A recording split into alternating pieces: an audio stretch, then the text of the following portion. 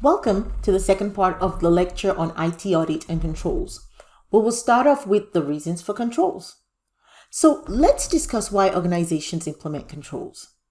Controls are implemented for many different reasons. One that I have here is reliability of financial reporting. Organizations need to show that they have controls in place to provide reasonable assurance that their financial reports are accurate and can be relied upon by public or private key stakeholders. So in order to be able to show this, organizations need to show that they have controls in place to allow that assurance. Another item we have here is compliance with applicable laws and regulations. Controls are implemented because laws and regulations require them to be implemented. For example, the Sarbanes-Oxley regulation requires management to provide an assertion on controls they have implemented and tested around their financial reporting process. This is called ICOFR, Internal Controls over Financial Reporting. Other examples include PCI and SSAE 16 regulatory standards. These also require controls to be implemented so that they can be tested against as appropriate based on those particular standards. Another reason for controls would be to achieve effectiveness and efficiency of operations. When organizations have controls, certain operational activities are more streamlined and they are better positioned to help the organization achieve its goals. While these may not be related to certain laws and standards, they are still crucial to the success of the company. For example, there are controls around HR hiring practices to ensure that qualified candidates get hired. Or there could be controls around the protection of trade secrets or formulas. Another reason for controls is they help achieve definable, repeatable processes that improve consistency of operating results. When controls are adequately implemented, certain activities become repeatable and standardized and potentially even automated to ensure the ongoing consistency of processes. For example, a trial balance report may be reviewed periodically to identify and address any discrepancies in the financial books. Also, you may have reconciliation controls that are implemented to ensure that financial balances are always in sync across entities so that you can quickly identify and address any discrepancies. So you want to be able to check items frequently to make sure that things that are supposed to be in sync are still in sync. Last and definitely not the least, system security. System security warrants that controls are implemented to keep or at least deter bad guys from accessing systems. User access controls, password controls, network controls, example firewall configuration, these are all implemented to ensure that only users that are authorized and appropriate are accessing systems. So this gives an overview of some reasons for controls. Next, we'll go over elements of controls.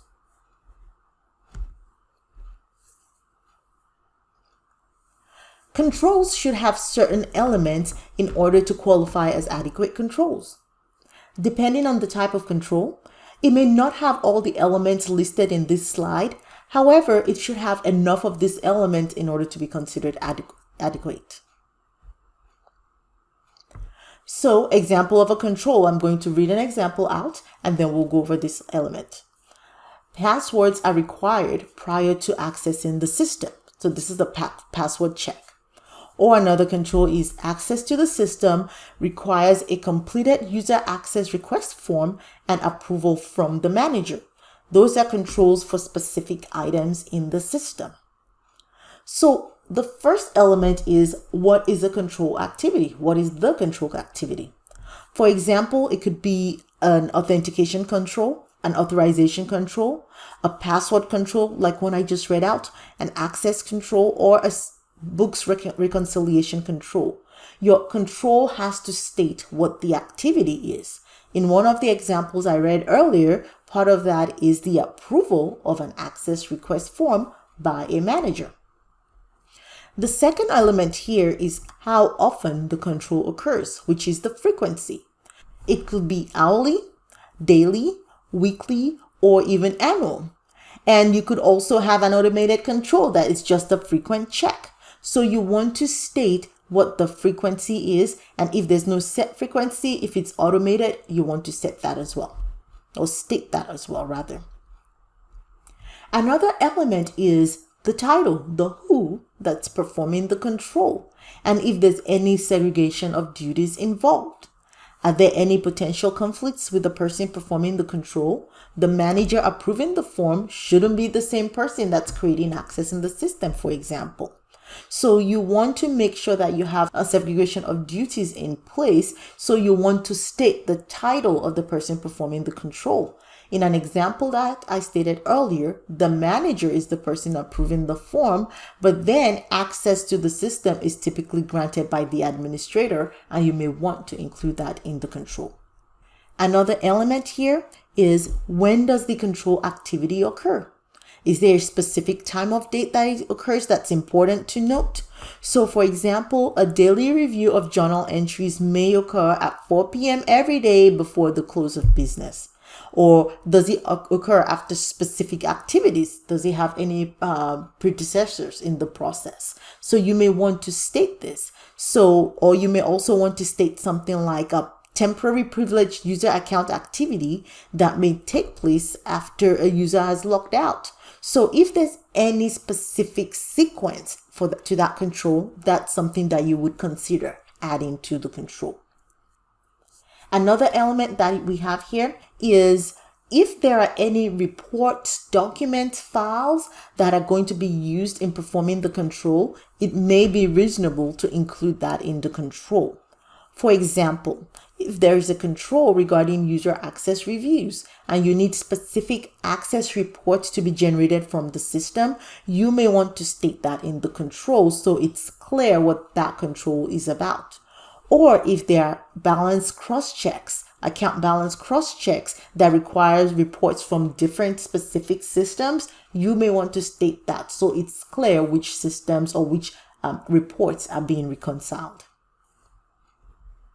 And last but not least, we have evidence that's produced as a result of performing the control. So when the control has been performed, what evidence will be retained to show that the control was actually performed?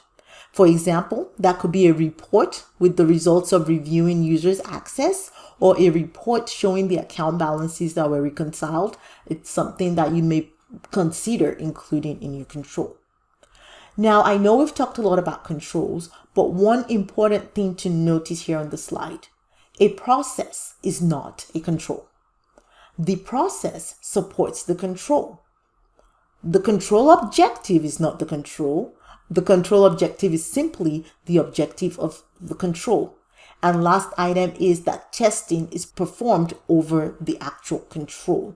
It's important to note the difference between a control, which is the checkpoint activity, and the process that surrounds or supports that control, and then the ultimate control objective that many key controls are going to support. So this concludes this part of the lecture. In the next part of the lecture, we will talk about control types.